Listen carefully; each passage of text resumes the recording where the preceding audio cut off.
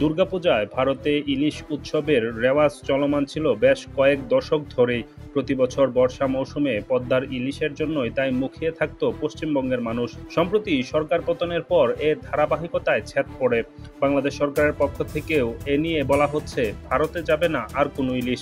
এছাড়া ইলিশ পাঠানোর আবেদন করে বাংলাদেশকে যে চিঠি দেওয়া হয় সেটিরও কোনো জবাব পায়নি কলকাতা।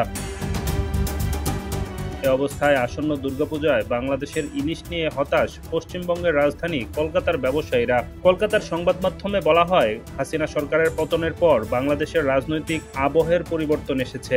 বদলেছে ভারত বাংলাদেশের সীমান্ত ভিত্তিক আমদানি রপ্তানির ছবি। প্রতি বছর ইলিশ আসে বাংলাদেশ থেকে, উপহার হিসেবে বাংলাদেশ থেকে ইলিশ যেত ভারতে।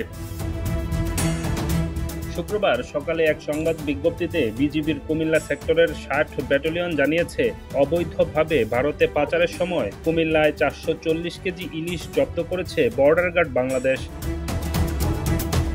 বৃহস্পতিবার রাতে ভারত বাংলাদেশ সীমান্তের কুমিল্লার ব্রাহ্মণপাড়া উপজেলার শশীদল এলাকায় মনুরা নামক স্থান থেকে ইলিশগুলো জব্দ করা হয়। এছাড়া সুনামগঞ্জের দুয়ারাবাজার সীমান্ত থেকে ভারতে পাচারের সময় ২৭৫ কেজি মাছ আটক করেছে বর্ডার গার্ড বাংলাদেশ।